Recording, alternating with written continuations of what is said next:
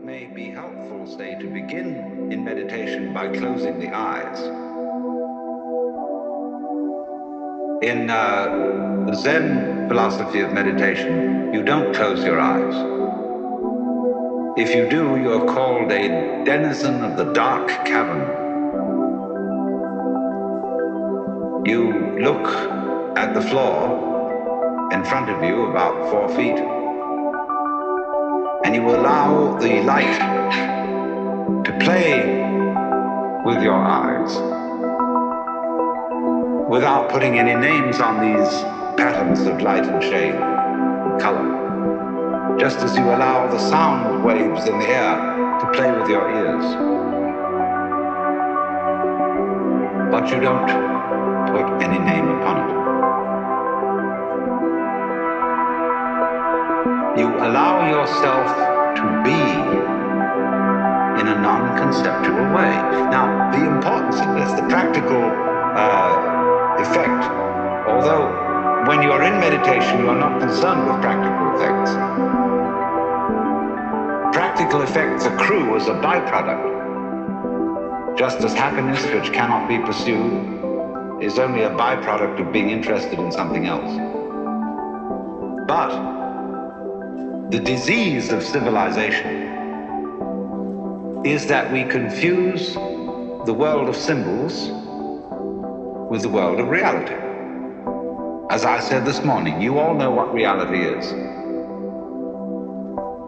And it doesn't have to be explained to you.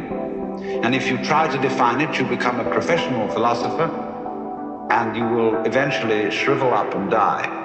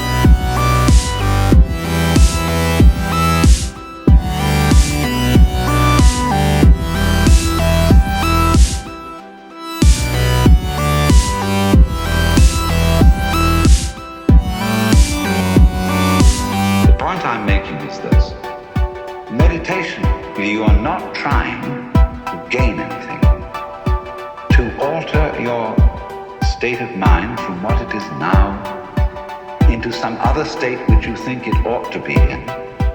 But you see, the difficulty for us with this is that we do everything under the fundamental assumption that all this is good for us. And as a result of this kind of motivation, we don't really do those things at all.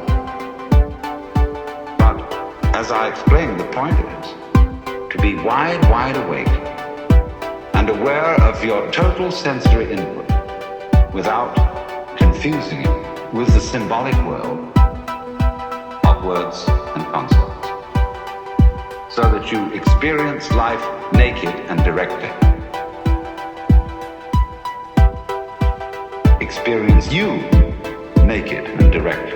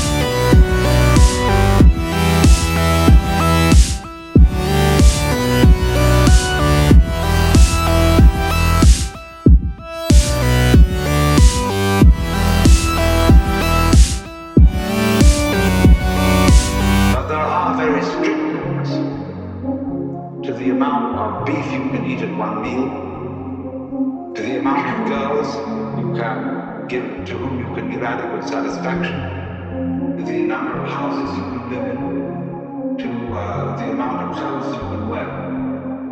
You can have. Supposing you wore 3 suits a day, you wanted to be different all the time. All right, well, 365 days of the year, multiply that by 3. And that's enough for anyone who dresses also. That there is a real limit. And you would consider if you were wearing a completely different suit for 1/3 of the day, and you never wore it again. After a while, that would become a bit absurd. You might find a favorite suit, one that you felt suited you.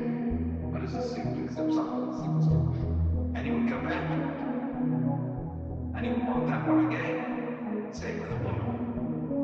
You find you've got a favorite one. And you want to go back to it. And keep her around. See? And you have a house. You can have hundreds of houses if you're very rich. But you find you have a favorite one. You want to go back to it. So there are limits to what we can enjoy in a material, physical, real sense. Although I must say, when I say real, and I also join with